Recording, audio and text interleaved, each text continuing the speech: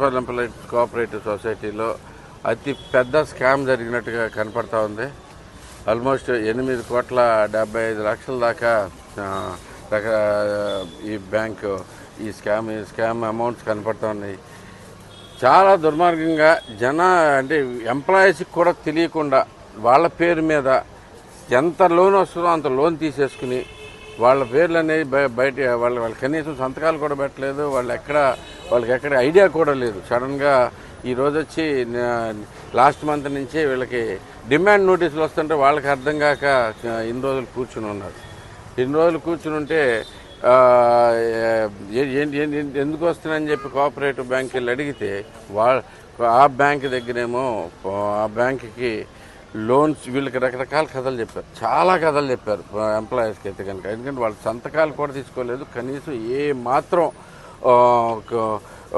వాళ్ళకి ఐడియా కూడా లేదు. వాళ్ళ పేరు మీద లోన్ ఉన్నట్టు కూడా ఈ మొత్తం లోన్ అంతా తీసేసుకుని సడన్గా మొన్నటి నుంచి డిమాండ్ నోటీసులు వచ్చినాయి. ఆ డిమాండ్ నోటీస్ వచ్చా కానీ అలర్ట్ అయ్యి వాళ్ళు నా దగ్గరికి వస్తే ఒకసారి వచ్చి ఇక్కడికి వచ్చి చూసుకుంటే అసలు డైరెక్ట్గా చెప్తా ఉన్నారు. దీనిలో వైసీపీ వాళ్ళు కూడా చాలామంది ఇన్వాల్వ్ అయి ఉన్నారు. దీంట్లో పాత గవర్నమెంట్లో 2022లో అతి పెద్ద స్కామ్ జరిగింది. ఇది ఇంత ముందు నుంచి స్కామ్ జరుగుతూ ఉందనే ఐడియా ఉంది కానీ చిన్న లెవెల్లో 2022లో మాత్రం అతి పెద్దగా స్కామ్ జరిగి మొత్తం 8,75,00,000 దాకా అవకతవకలు కనపడతా ఉన్నాయి.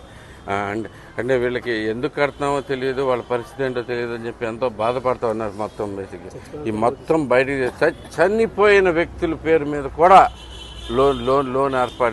లోన్ ఇక్కడ తీసుకుంటాం అనేది చాలా దుర్మార్గమైన విషయం. దీన్ని మొత్తం బయటకు తీయాల్సిందే. దీని మీద రేపు ఎల్లుండో లోకేష్ గారిని కలిసి కూడా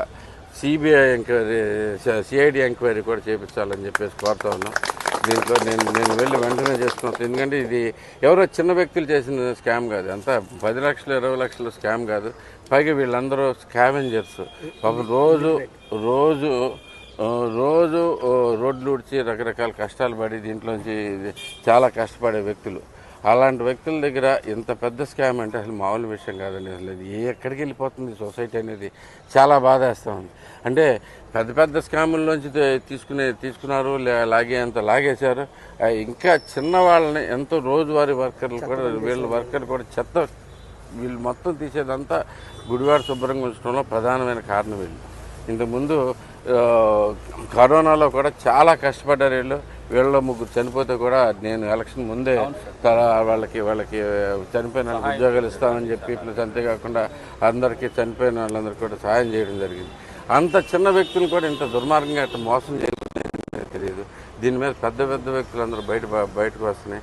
ఈరోజే కంప్లైంట్ ఇస్తున్నాము. కంప్లైంట్ ఇచ్చి రేపు ఎల్లుండో లోకేష్ గారిని కూడా కలిసి దీని మీద గట్టిగా సిఐడి ఎంక్వైరీ చేయాల్సిందే అని చెప్పేసి కోరుతా ఉన్నాం.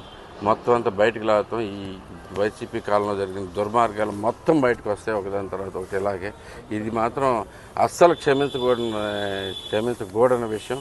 దీని మీద ఇమీడియట్గా యాక్షన్ తీసుకోవాలని కోరుతా ఉన్నాం.